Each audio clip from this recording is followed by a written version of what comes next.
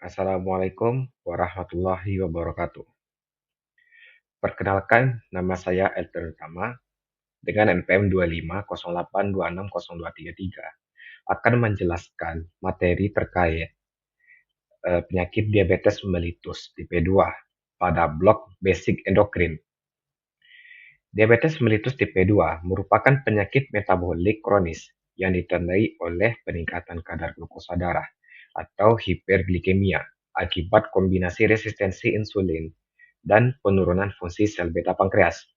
Pada awal penyakit, pankreas masih mampu menghasilkan insulin, tetapi jaringan tubuh seperti hati, otot, dan jaringan adiposa tidak dapat merespons insulin secara optimal.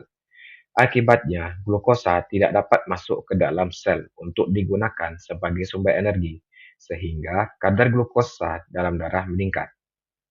Menurut Guyton and Hall tahun 2021, insulin merupakan hormon yang diproduksi oleh sel beta pankreas Langerhans yang berfungsi untuk meningkatkan pengambilan glukosa oleh sel, merangsang pembentukan glikogen di hati dan otot, meningkatkan sintesis protein, serta menghambat pemecahan lemak dan pembentukan glukosa baru atau gluconeogenesis.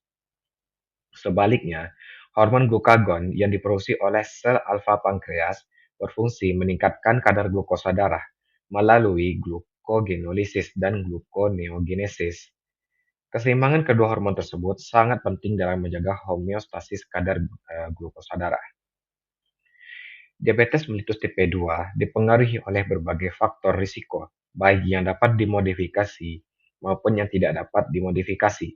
Faktor yang dapat dimodifikasi meliputi obesitas, pola makan tinggi gula dan lemak, kurangnya aktivitas fisik, serta kebiasaan merokok. Sementara itu, faktor yang tidak dapat dimodifikasi meliputi usia, riwayat keluarga, dan faktor genetik. Menurut William Test Book of Endocrinology tahun 2024, proses penyakit dimulai ketika terjadi resistensi insulin pada jaringan perifer, terutama otot dan jaringan adiposa.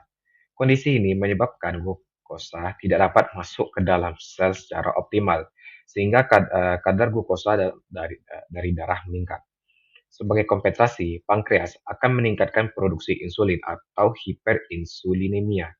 Namun, jika kondisi ini berlangsung terus-menerus, sel beta pankreas mengalami kelelahan dan penurunan fungsi, sehingga produksi insulin semakin berkurang. Akibatnya, hiperglikemia menjadi menetap dan memicu berbagai komplikasi kronis melalui kerusakan pembuluh darah kecil atau mikrovaskular maupun pembuluh darah besar atau makrovaskular. Manifestasi klinis diabetes mellitus tipe 2 berkembang secara perlahan sehingga seringkali tidak disadari oleh para penderita. Gejala klasik ini meliputi poliuria, yaitu sering buang air kecil, polidipsia, yaitu sering merasa haus, dan polifagia, yaitu nafsu makan yang meningkat.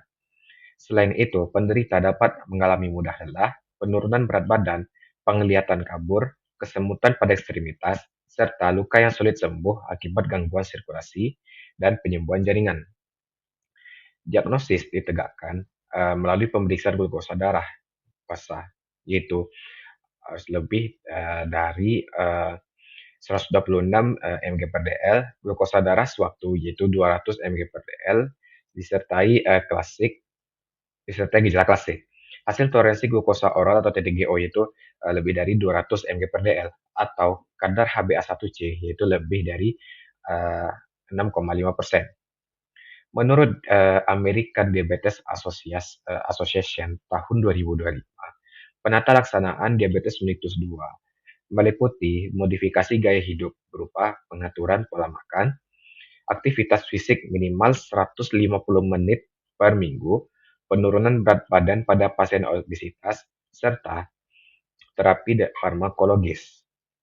Metformin merupakan obat lini pertama karena mampu meningkatkan sensitivitas insulin dan menurunkan produksi glukosa di hati. Bila target glikemik belum tercapai, dapat diberikan kombinasi obat anti-diabetes lain atau insulin sesuai kondisi pasien. Kompilasi diabetes mellitus tipe 2 dibagi menjadi kompilasi mikrovaskular seperti retinopati diabetik, nefropati diabetik, dan neuropati diabetik, serta kompilasi dari makrovaskular seperti penyakit jantung koroner, stroke, dan penyakit arteri perifer. Oleh karena itu, pengendalian kadar glukosa darah secara optimal sangat penting untuk mencegah terjadinya komplikasi tersebut. Baik, sekian materi penyakit tentang diabetes mellitus 2 pada blog Basic Endocrine. Sekian, terima kasih. Wassalamualaikum warahmatullahi wabarakatuh.